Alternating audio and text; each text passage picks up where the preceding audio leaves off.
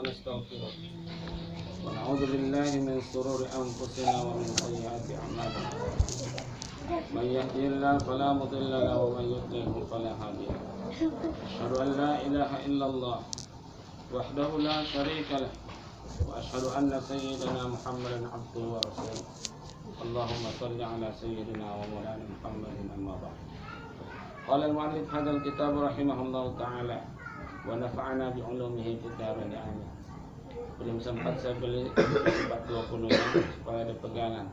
Insya Allah nanti kita buat itu supaya lebih jelas. Ikmalul aqli ittiba'u ridwanillahi ta'ala wa jitinabu sahabi. Akal yang sempurna itu adalah akal yang bekerja karena Allah Subhanahu wa ta'ala dan menjauhi kemarahan Allah. Jadi begini, ketika kita menggunakan akal kita, gunakanlah akal ini untuk bekerja sesuatu yang tidak dimarahi Allah. Ketika akal kita mempertimbangkan sesuatu itu, atau akal kita menerima perintah dari Allah, salat, lalu kita salat. Kalau kita ingkar, itu akal kita gunakan untuk mencari kemurkaan Allah. Gunakanlah akal kita ini dalam melakukan segala hal dalam bentuk keridhaan dari Allah Subhanahu wa ta'ala. Jauhi akal ini dari sifat-sifat yang menyebabkan kita dimurkai oleh Allah. Itulah baru namanya akal sehat. Harakatut ta'ati dalilul ma'rifah. Bergeraknya pada ketaatan ibadah itu ialah dalil ma'rifat kepada Allah. Sebagaimana kama anna harakatal jismi dalilul hayah. Sebagaimana adanya tubuh ini bergerak, dalil tandanya kita hidup.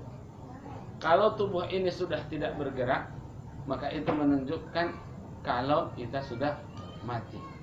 Maka begitulah dikatakan taat itu, kita taat kepada apa yang diperintah Allah, itu menunjukkan kalau kita sudah mengenali Allah Subhanahu wa ta'ala.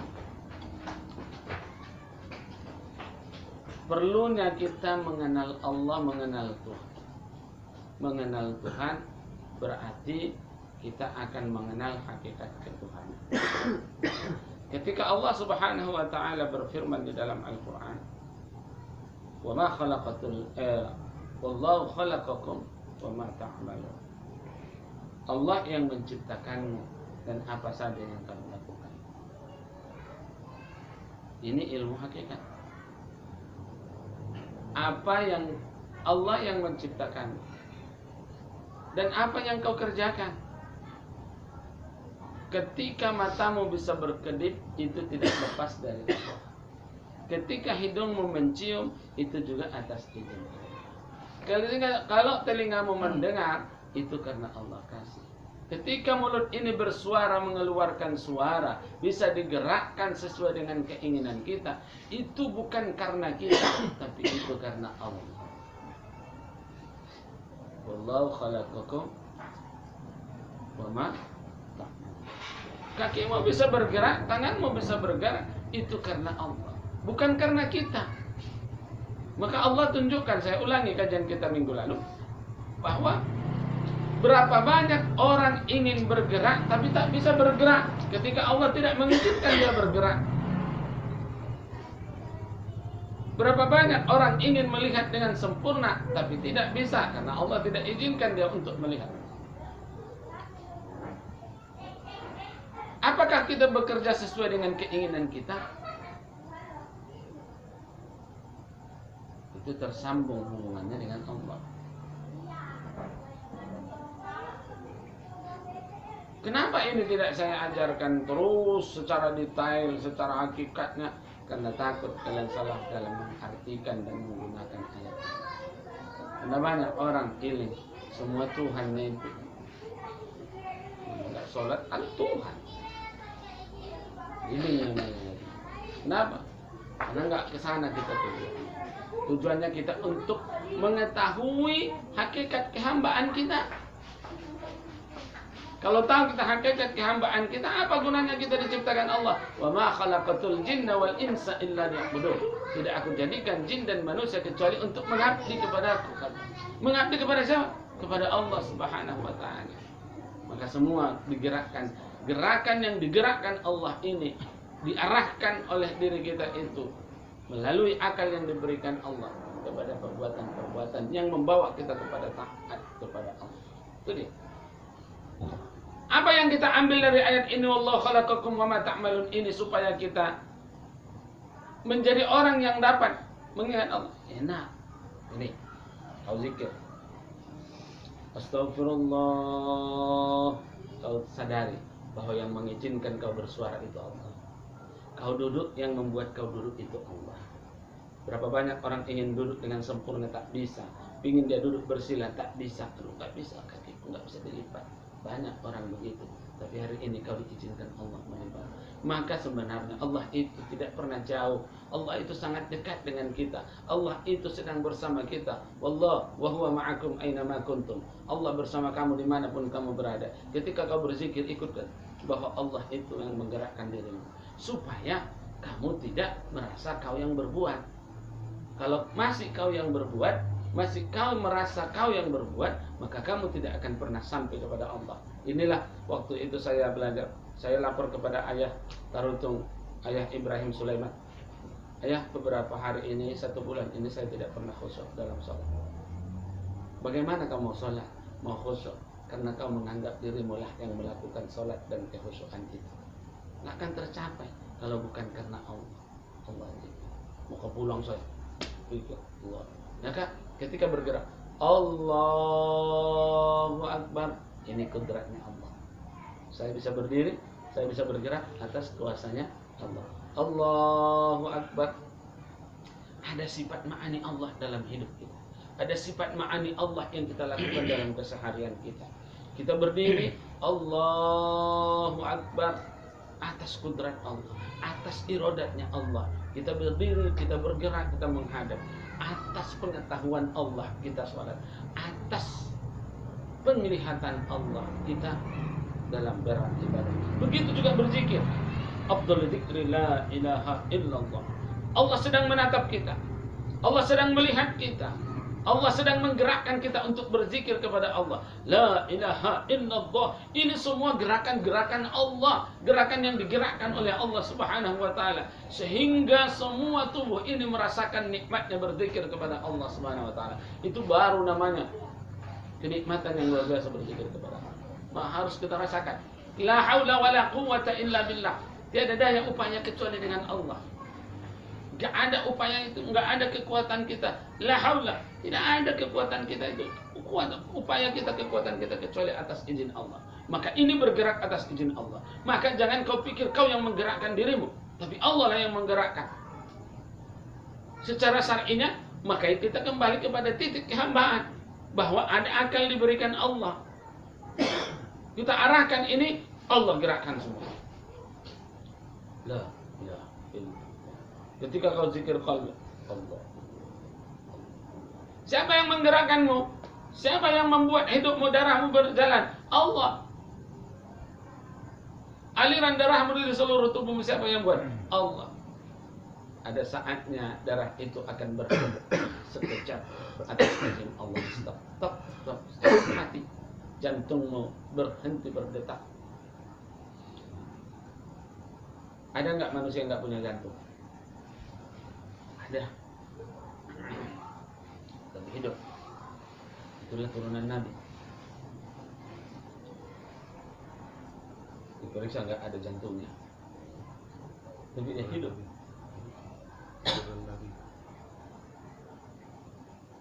Hidup. Nggak ada jantung. Itu menunjukkan Allah ingin memperlihatkan kepada kita bahwa kamu hidup bukan karena jantung. Kau hidup karena aku hidupkan. Kau melihat karena aku perlihatkan. Kau mendengar karena aku perdengarkan. Kau berbicara karena aku berikan percakapan dengan kamu. Kamu bukan melihat karena penglihatanmu, tapi karena kuperlihatkan. Yang melihat karena punyanya itu hanya Allah. Allah melihat karena penglihatannya, Allah mendengar karena pendengarannya. Bukan diperdengarkan, tapi kita diperdengarkan, diperlihatkan, dibicarakan. Semua kita hanya atas izin Allah. Maka mudah hidup ini kalau kita sudah sampai kepada hakikat. Tapi jangan terus di hakikat. Yang penting kau tahu hakikat, kau kembali kepada kehambaanmu, manusia biasa. Habis itu baru kau amalkan. Kalau seperti ini kau akan mencapai zikir, ingat kepada Allah. Kau akan mendapatkan kenikmatan dalam berzikir kepada Allah. Kau akan mendapatkan zuk yang kau cari selama ini dalam beribadah kepada Allah. Surga itu sangat mudah, tapi sulit. Surga itu adalah memahami, mengenali Allah dengan baik. Kenapa sulit? Karena kamu nggak mau tahu, nggak mau mencoba. Aku udah lama belajar, tak paham juga. Gak kau serahkan kepada Allah. Baru berapa lama? Baru sebentar saja. 1 tahun, 2 tahun, 3 tahun, 4 tahun itu sebentar dalam belajar. Sudah saya bilang, saya 20 tahun belajar sifat 20. Rasanya belum pandai-pandai. Datang kau baru belajar sifat 20 1 hari. Belum dapat ilmunya. Baru 1 tahun belajar sudah merasa orang yang dekat dengan Allah. Orang 20 tahun ibadah, zikirnya tidak tinggal, sholawatnya tidak tinggal, sholatnya tepat waktu, tengah malam tidak tinggal tahajudnya, berharap Allah dekat dengan Allah, memberikan peluang bagi dirinya untuk dia dekat dengan Allah. Walaupun dia tahu bahwa Allah itu dekat, tapi kita ingin merasa kita dekat. Allah sudah pasti dekat, tapi kita belum merasakan kita dekat dengan Allah. Bagaimana supaya kita merasakan kita dekat dengan Allah? Kita rasakan adanya Allah dalam setiap kehidupan kita. Apa masalah? Adukan kepada Allah. Orang takwa itu, orang yang soleh itu, orang yang kenal dengan Allah dengan baik, setiap saat dia mengadu kepada Allah, bukan mengadu kepada manusia. Sikit-sikit ngadu sama kawan. Semana? Entahlah, nggak jelas, belum jelas hidupnya. Kenapa? Entahlah, gara-gara corona, semua salah. Padahal semua ingin mengarahkan kepada Allah. Coba kalau kau arahkan kepada Allah, sikit-sikit Allah, sikit-sikit Allah. Tapi harus siapkan. Bukan berarti mulus-mulus saja Allah kasih. Sikit-sikit Allah, syukur. Cep, dikunci Allah sedikit. Makna betul enggak ini betulnya? Diuji Allah keyakinan kita yang diserahkan itu. Bukan mulus-mulus saja. Aku udah serahkan kepada Allah, aman itu. Kata Ustaz itu kalau udah serahkan kepada Allah aman. Aman. Saya yakin pasti aman. Tapi yang jadi masalah ketika Allah uji kau, aman apa enggak? Nah itu Allah uji kita. Kalau enggak diuji Allah, enggak. Sekarang gini ya, kalau saya sampaikan tadi sama ibu-ibu. Kalau kau beramal enggak ada godaannya, berarti amalmu itu tak baik. Enggak ada gangguannya, berarti amalmu itu tak baik. Yang kau amalkan juga tak betul. Setan itu nggak akan mau mengganggu orang yang beramal salah, karena dia sudah tahu kau ikut dengan dia, kau anaknya dia, setannya dia juga. Orang yang mabuk apa yang digoda? Tapi orang yang beramal lurus itu yang digoda setan. Itu yang ingin dihancurkan setan. Setan gak akan mau mengganggumu kalau apa. Tapi kalau kau diganggu, maka berbangga dirilah bahwa amalmu itu betul. Maka upayakan khusyuk. Udah datang setan. Kau zikir, coba bayangkan ya. Kalau kau ngambil wudhu, habis ngambil wudhu kau ngobrol cerita, ada nggak pengaruh dari wudhumu itu ganggu-gangguan? Nggak ada. Yang ada enak aja. Ketika kau wudhu di tengah malam, atau kau wudhu di rumah sendiri, kau ambil sajadah, kau kembangkan, kau zikir, mulailah mengalir itu apa itu pelan-pelan. Apalah pula Allah Allah Allah. Ngalir uduk yang malah apa yang jalan-jalan ini? Semut apa kurasa ulat ini. Pokoknya datang bayangan-bayangan. Itu setan memberikan halusinasi dalam hidupmu. supaya kau terganggu, pikiranmu tidak terarah lagi kepada Allah. Dia mengarahkan kepada yang lain. Tentunya kau senang. Kenapa? Senang karena ibadahmu itu betul. Maka cepat kau luruskan kembali. Cepat-cepat kau luruskan kembali. Itu makanya kita punya motto, ilahi anta maksudi wa ridhoka matlubi. Allah tujuan kita, ridhonya yang kita cari. Kau duduk kombur cerita di depan itu, nggak bergerak-gerak kau dari tempat dudukmu itu. Dari pagi jam 1 jam, 2 jam, 3 jam, nggak ada terasa panas pantat, nggak ada sakit, nggak ada kunyut-kunyut, nggak ada. Begitu kau berzikir baru 5 menit, oh sakit, oh gitu. Itu setan itu apa dibuatnya? Masuk dia ke dalam darahmu, masuk disumbatnya sedikit berdenyut. Denyut dia, dibuatnya disumbatnya. Disumbat setan itu darah. Tuh, agak kejam. Habis itu mulailah kebas. Terakhir pikiranmu bukan lagi kepada Allah, tapi aduh, udahlah tinggalkan. Nah, itulah godaan itu Allah. Tapi bagaimana supaya Pak? Nanti kau akan menemukan. Dulu saya juga begitu. Bentar-bentar. Pada akhirnya dalam zikir itu, ku masukkan zikir itu ke dalam bagian yang sakit-sakit. Mana yang bergerak, mana yang kebas, ku masukkan zikir Allah, Allah, Allah, Allah, Allah, Allah. Semua tubuh itu akhirnya berzikir. Tak terasa yang ada nikmatnya. Maka itu marah ayah saya. Kenapa? Dari pagi sampai siang tak makan-makan. Ayolah makan, oh tunduk aja. Husni. Kalau di kampung saya dipanggil nama Husni. Nih, makan kau. Iya ya, terlalu. Habis selesai sholat, makan. Gimana mau gemuk? Karena merasakan nikmat. Ini enggak. Itulah godaan itu. Jangankan itu dulu, zikir. Datang setan itu dihembusnya. Goyang aja ini. Terasa ditarik-tarik. Apa? Kadang-kadang jenggot itu yang diganggu. Kalau kau berzikir khusyuk, bahkan bulu matamu yang selama ini jatuh nggak kau rasakan. Pada saat kau berzikir itu akan membuat dirimu terganggu. Dia jatuh, akan terasa geli. Padahal biasanya jatuh pun dia kau nggak tahu. Kenapa? Karena kamu sudah mengkhususkan dirimu kepada Allah. Datang setan merasa terganggu. Ini nggak bisa jadi kawan nanti ini kalau nggak diganggu. Diganggunya berkurang.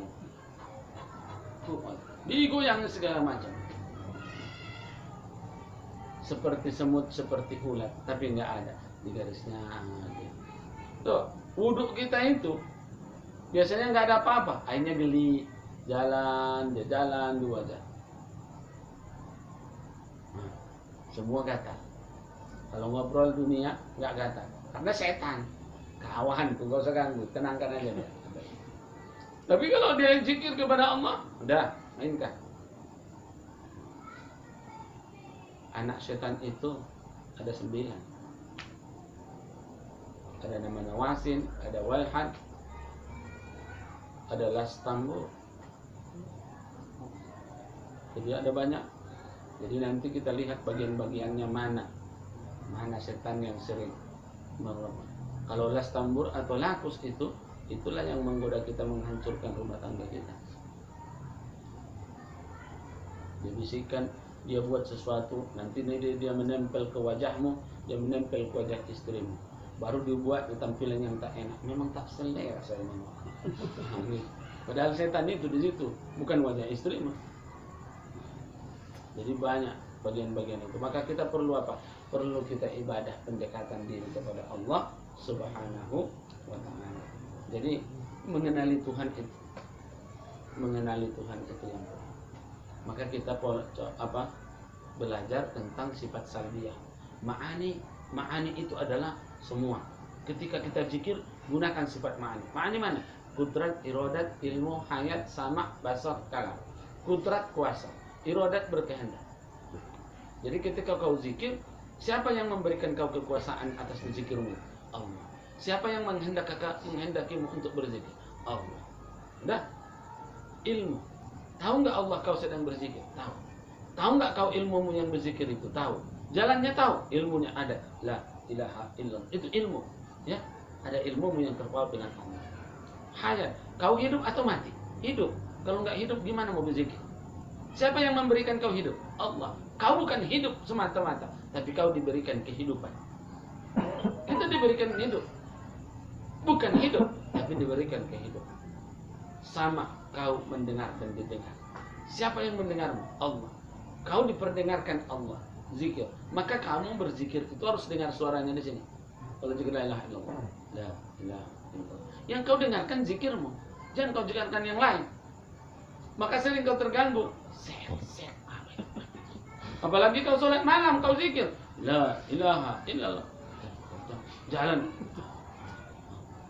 gitu dong. Kenapa? Karena kau coba mendengar yang lain daripada yang kau zikirkan. Coba kau zikir, kau dengarkan la ilaha, dengarkan suaramu itu. Maka Imam Sayyidina Ali karramallahu wajhah, zikirnya kan sekuat-kuatnya itu la ilaha illallah. Lalu datang Nabi Muhammad sallallahu alaihi wasallam bertanya, Ali, kenapa kau kuat-kuat berzikir la ilaha illallah? Aku tidak ingin mendengar yang lain. Aku hanya ingin mendengar suara zikirku, la ilaha illallah. Aku tidak mau suara yang lain masuk ke dalam telingaku. Aku mau suaraku, suara yang kau zikirkan dengan sebutan nama Allah, la ilaha illallah. Itu aja yang ku dengar. Ada dalilnya masing-masing. La ilaha illallah. Sudah begitu pun kau dengar juga yang lain. Makanya kadang-kadang kita lebih mendengar orang daripada kita. Lebih mendengar orang lain daripada suara hati. Hati udah mengatakan jangan, tapi kita enakan kata orang itu daripada kata hati. Nah, itu yang jadi masalah. Allah sudah memberikan peluang yang sangat luas bagi kita. Jadi nanti kita tawajud, coba bayangkan. Masukkan sifat ma'ani. Masukkan sifat ma'ani itu, maka insya Allah akan lebih mantap di zikir kita. Jadi setan-setan yang ada di sini pun akan pikir. Tapi kalau setannya makin banyak, itu dikhawatirkan di rumah saya. Oke. Jadi kalau kita di rumah, saya dulu belajar ilmu hitam itu banyak. Bukunya sampai segini. Setelah selesai belajar, saya hancurkan, saya bakar semua. Apa amalannya di situ banyak? Amalannya bagus, makanya banyak orang alasan. Berguru, aku berguru zikirnya Allah kok. Aku berguru zikirnya la ilaha illallah juga nya. Ada kawan saya dari lubang sekecil apapun, asalkan lubang dia bisa lewat dari lubang itu. Apa amalannya? Amalannya la ilaha illallah. Tapi syaratnya tidak boleh mandi selama setahun. Itu satu amalan. Kalau mau coba. Berarti kau nggak sholat. Banyak langgaran. Itu ilmu hitam. Itu makanya dikatakan hitam. Talbisul haqqa bil batil. Amalannya benar. Bacaannya benar. Tapi caranya salah. Jadi hitam. Salah. Ada satu lagi. Zikirnya Allah. 10.000 satu hari. Tapi tak boleh makan apapun kecuali makan nasi putih. Makanya dibilang puasa mutih. Mana ada puasa mutih dalam Islam? Ada. Siang malam boleh makan kapanpun, tapi puasa makan nasi putih, nggak boleh makan yang lain. 3 hari. Habis itu apa? Tahan tembak, tahan banting. Itu teman saya. Sekarang ada orang dari Tanjung Balai Karim. Saya bilang tobat. Masih enak makanya. Kenapa? 100 orang pun lawannya kalah. Kita segini pun bisa kalah orang lain, asalkan dia mengalah.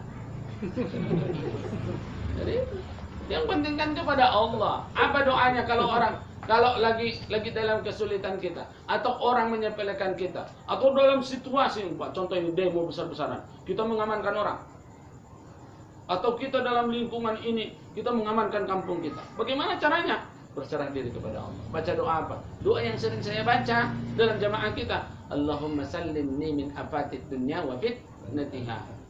Kalau banyak, Allahumma sallimna min afatid dunya wa fitnatiha. Tapi tumbukkan kakimu ke tanah. Apa namanya? Hentak kan? Kaki ini. Allahumma sallimna min afatik kulna wa fitnati. Tak, putar ke kanan. Lalu orang semua, kau duduk pun tak ada yang mengganggumu. Tapi itu bukan ilmu hitam. Ilmu hitam itu ada sikit-sikit syaratnya. Ada sikit-sikit yang melawan syariat. Apanya? Supaya jadi hitam. Contoh, intan surullah yansurkum wa yuthabbit aqdamakum. Robatannya dengan da. Intan surullah yansurkum wa yudabbit aqdamakum. Sikit aja dirobah ayat itu, jadi hitam. Apa itu? Itu terlalu mudah, saya nggak kasih tahu untuk apa. Jadi itu ilmu setan. Bagaimana supaya begini begitu untuk merusak akidah itu. Mudah, segini kitabnya saya bakar. Sudah saya bakar, datang lagi ke rumah orang ngantarkan kitabnya. Sudah lama, baru-baru ini datang lagi orang bawa kitabnya. Sudah berapa lama? Sudah 200 tahun. Datang. Maka saya tahu. Kamu mau apa di situ? Lompat. Ada teman saya, lompatannya 5 meter, 3 meter lewat. Apa amalannya? Ada amalannya. Tapi nyeleneh sikit. Apa nyelenehnya sikit? Pokoknya asal baca itu tengok perempuan. Karena itu setan. Mengamalkan amalannya itu harus nengok perempuan. Apa ayat? Ayat dia. Ayat dalam Al-Quran. Tapi mengamalkan itu harus nengok perempuan. Artinya mencampurkan. Setan itu juga nyentuh. Kita itu bukan ke sana tujuannya. Makanya kita belajar ini meluruskan hati, meluruskan niat untuk Allah. Anta maksudi wa ridhoka matlubi. Allah tujuan kita, ridhonya yang kita cari. Bagaimana supaya Allah ridho dengan apa yang kita kerjakan? Hari ini ridho enggak Allah aku cakap? Ridho enggak Allah dengan langkahku? Ridho enggak Allah dengan apa yang kulihat? Ridho enggak Allah dengan apa yang kubicarakan? Ridho enggak Allah dengan apa yang kudengar? Ini yang perlu. Kalau tak ridho jangan lakukan. Bagus kau panggil Bang Ridho. Ridho. Ridho lah. Cari ridho Allah dengan baik. Kalau enggak ridho jangan lakukan. Ridho enggak Allah kalau aku melakukan seperti ini? Enggak ridho, jangan. Ridho enggak Allah kalau saya tinggalkan yang ini? Ridho, maka lakukan. Maka sesuatu yang kita ingin mencapai itu adalah ridho Allah. Ridho Allah. Kita cari ridho Allah. Ridho Allah, ridho Allah, ridho Allah. Jadi, maka saya bilang Rabi'atul Adawiyah meninggalnya dia dalam keadaan sujud, mengharap, ya Allah, apakah kau sudah ridho dengan aku? Apakah kau sudah ridho dengan aku? Ada pembantunya mengintip dari lubang pintu kamar ini. Ditengoknya, kok lama kali lah Rabi'atku ini sujud tak bangkit-bangkit. Dia akhirnya pelan dengar dia, apakah kau ridho dengan aku ya Allah? Apakah kamu sudah ridho dengan aku ya Allah? Itulah yang didengarkan oleh pembantunya dari pintu itu ketika Rabi'ah Al-Adawiyah sujud. Akhirnya dia wafat. Nggak terdengar lagi suara itu, diketuk, nggak lagi terdengar. Akhirnya dibongkar, didobrak sama pembantunya. Ternyata Rabi'ah Al-Adawiyah sudah wafat. Saking mengharapnya ridho Allah Subhanahu wa ta'ala. Banyak orang yang mengejar dia untuk nikah, termasuk Hasan Basri, Junaid Al-Baghdadi ingin menikah dengan dia. Tapi apa syarat pertama yang diajukan oleh Rabi'ah Al-Adawiyah? Ketika nanti menikah, apakah bisa kau jamin aku tetap ingat Allah atau tidak? Ada perempuan yang kau tanya kayak gitu, mau menikah, yang dia lihat kau ganteng, hartamu ada atau tidak. Kalau dia enggak, bisa enggak kau jamin aku menikah denganmu, aku tetap ingat dengan Allah?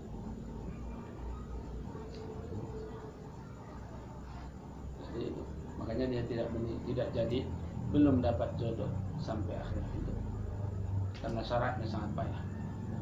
Enggak akan ada yang mampu. Saking rindunya dia kepada Allah. Kita seberapakah rindu kita dengan Allah? Kenapa kita enggak rindu dengan Allah? Karena kita belum tahu betul Allah itu bagaimana. Sayangnya Allah kepada kita bagaimana. Perhatiannya luar biasa. Makanya Allah kata kita, Allah itu tak jauh, Allah itu sangat dekat. Maka Allah katakan wa huwa ma'akum. Allah itu bersama kamu. Dimanapun kau berada, Allah ada. Mau kemana kau, di sana ada Allah. Tapi bukan Allah jalan kemana-mana. Enggak. Allah wahid. Allah meliputi segala sesuatu. Kemana kita? Harus kita rasakan ada Allah dalam kehidupan kita. Maka apa yang kau khawatirkan dalam hidup ini? Kalau Allah bersamamu, kenapa kau khawatir? Kenapa kau takut? Kenapa kau gelisah? Karena Allah tak ada dalam kehidupanmu. Kenapa kau merasa gelisah? Kenapa kau merasa kekurangan? Karena kamu tidak adakan Allah dalam kehidupanmu. Padahal Allah itu ada. Ada untuk kita. Untuk kita itu Allah. Bukan untuk yang mana-mana. Semua. Jadi apa yang kita inginkan Allah sudah siapkan. Apa yang kita mau sudah Allah kasih. Tapi namanya kita itu tamak dalam dunia. Sudah ada di depanmu makanan, kau ingin yang lain. Sudah ada makanan yang di sini. Itulah nafsu ya. Disidangkanlah makanan itu. Makan. Sana yang enak. Sana yang enak. Kau ingin yang sana, padahal ini belum kau rasakan. Bisa jadi ini lebih enak, yang sana tampak lebih enak. Ya, nampak lebih enak. Padahal ini yang enak. Tapi kau lebih menginginkan yang tampak enak daripada yang enak. Hidup kita itu selalu begitu ya. Kita lebih menginginkan yang tampak enak daripada yang enak. Maka kadang-kadang gitu, kita lihat punya orang, kita pingin. Padahal yang punya kita lebih enak, punya kita lebih nikmat. Kenapa enggak nikmat? Karena kita tidak mencoba menikmati apa, merasakan dan menikmati apa yang kita punya. Sepeda yang kau punya, enggak kau nikmati. Karena selalu kau tengok ke atas. Kereta enak, kereta enak, kereta enak. Yang sepeda enggak pernah kau rasakan enak. Kereta enak, kereta. Begitu ada kereta, enak mobil, enak mobil. Mana ada enaknya kereta kalau kau tinggal mobil. Enggak enak. Tapi kalau kau nikmati itu, maka kau akan merasakan dan tidak akan jauh dari situ. Sehingga ketika kamu mampu mensyukuri dan menikmati itu, menikmati apa yang sudah ada itu, maka tak perlu kau minta, Allah akan kasih yang kau butuhkan. Tidak sulit. Maka makan itu begitu. Jangan sampai angkat pantatmu ketika kau mau mengambil makanan. Itu salah adab. Nabi tidak mau itu. Dia duduk, jangan sampai terangkat pantatmu. Salah adab. Apa yang ada di hadapanmu itu, itulah ambil dan itulah makan. Jangan gitu. Itu sudah salah adab. Tapi ketika kau pertahankan itu dan kau coba menikmati apa yang di hadapanmu, tiba-tiba nanti yang kau inginkan yang di sana akan diantarkan orang. Apa? Nah, sering nggak begitu?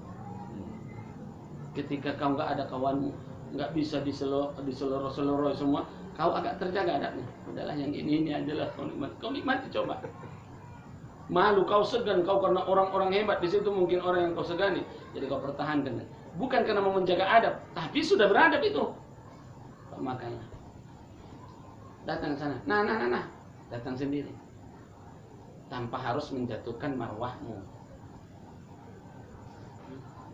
Itu nggak boleh. Pantat ini tidak boleh terangkat. Itu dalam adab dalam kitab Ihya Ulumuddin begitu. Jangan angkat pantatmu ketika kamu mengambil makanan. Apa yang ada di hadapanmu itulah. Nanti yang kau inginkan yang di sana, yang di sana, yang di sana, bahkan yang jauh pun sana akan diantarkan orang ke sini. Cobalah nanti. Kadang-kadang kita kan kepingin kan. Sebutnya Di sini kepala, di sana paha. Jauh pula. Tapi kau makan kau ini. Nanti yang di sana akan diantarkan orang dengan baik. Tapi cobalah menikmati dan mensyukuri yang ada. Maka ini mencoba menikmati apa yang sudah Allah berikan, itulah qanaah. Itulah sifat qanaah. Menerima apa yang ada itu dengan baik. Jangan harap-harap yang nggak ada. Kau bayangkan enak ya pakai kereta. Ada sepedamu enak ya pakai kereta. Mana ada enaknya yang nggak punya? Yang enak itu yang punya. Tapi kau coba aja ke sana, akhirnya kau yang tersiksa. Nggak dapat pikiran, terus ke sana. Sementara yang ada ini nggak kau nikmati.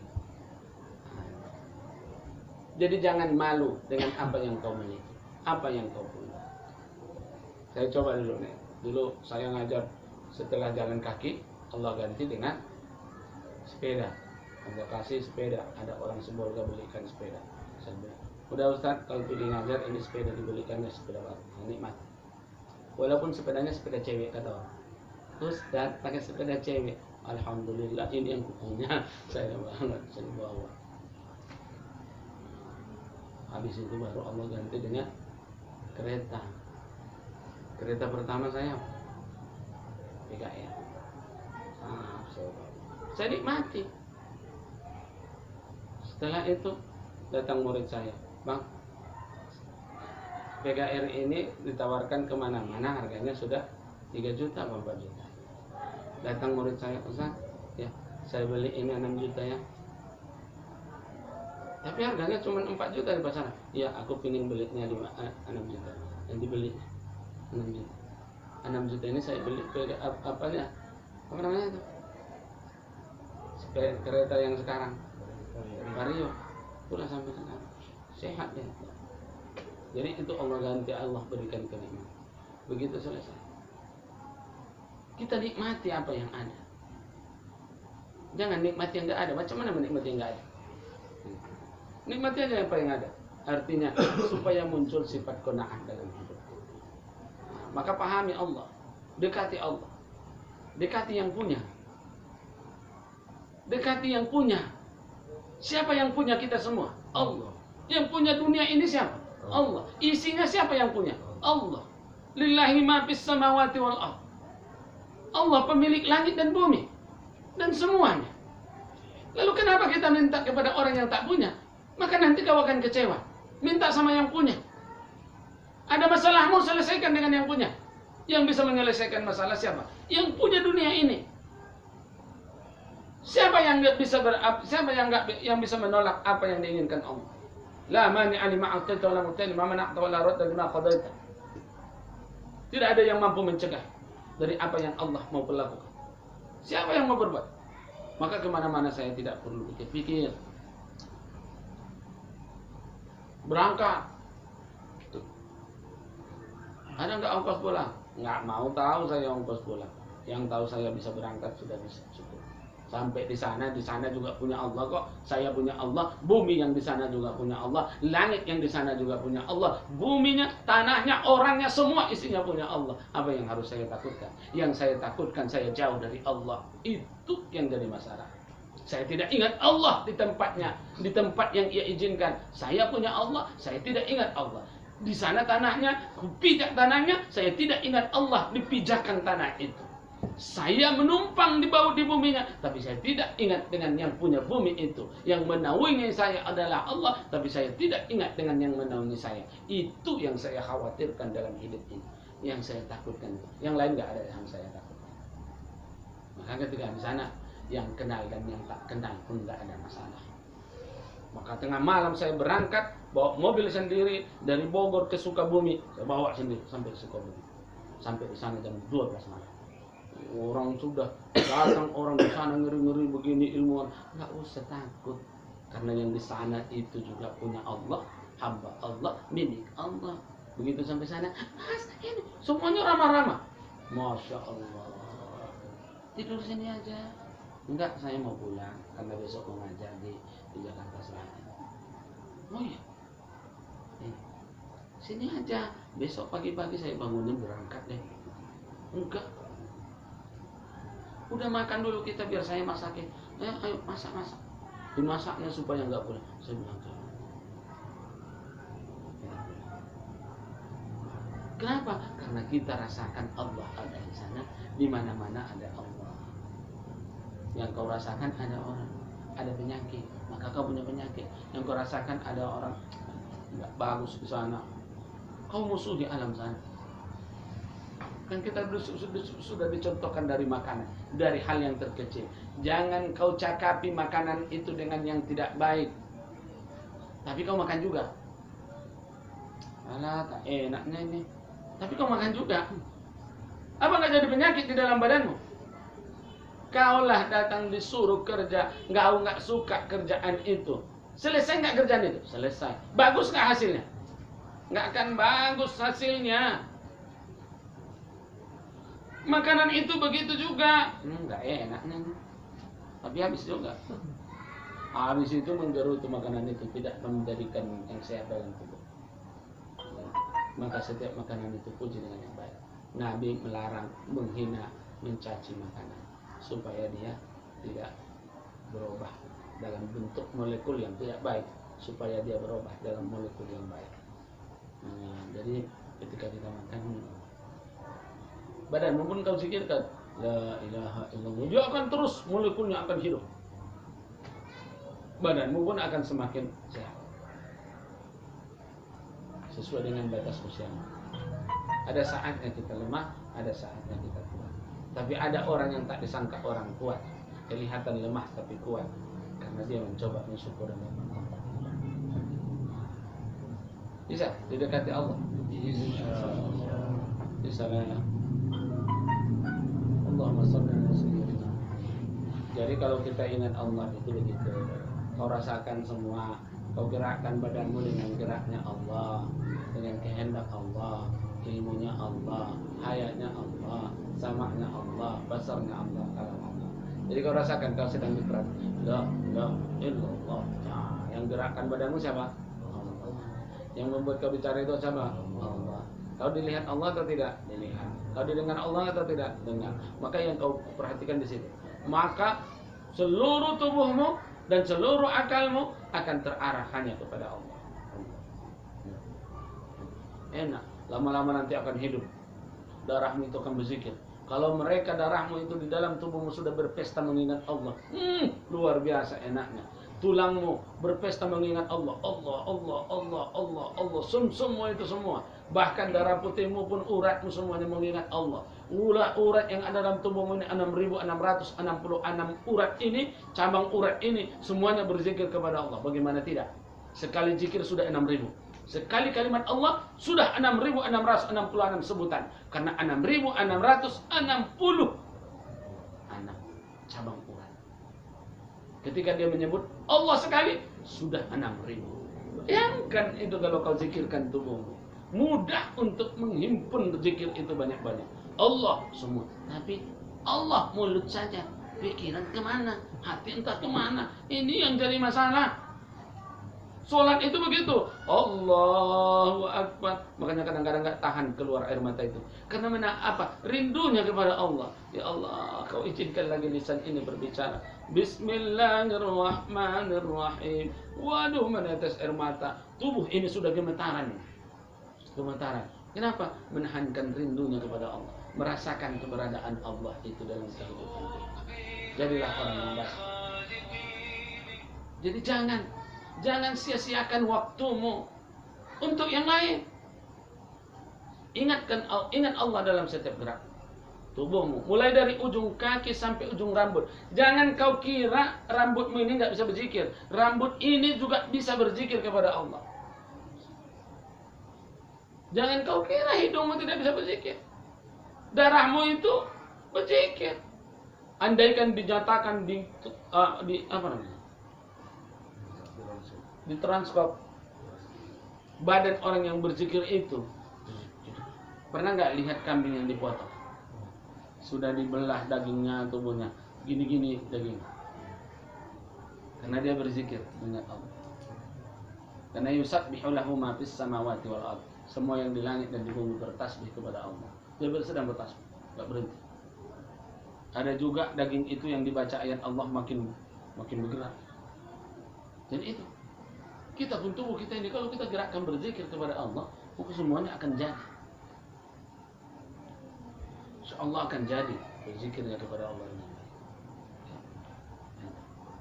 Kita coba nanti berzikir, memasukkan sifat ma'ani Allah dalam diri kita. Jadi hanya kalau Salbiyah nggak ada dalam diri kita, karena itu sifat ketuhanan murni. Tuhan, mengenali Tuhan itu dari yang 6 itu, yang 5. Tidak bakal betul dari kami menafsirkan 5. Kalau ma'ani itu menunjukkan adanya Allah dalam kehidupan kita. Ada 7. Kudrat, iradat, ilmu, hayat, sama, basar, ya, ada dalam kehidupan kita. Dijohirkan Allah dalam kehidupan kita, dalam diri kita, supaya kita tidak lepas dari Allah Subhanahu wa ta'ala. Wallahu a'lam bishawab. Assalamualaikum warahmatullahi wabarakatuh. Waalaikumsalam.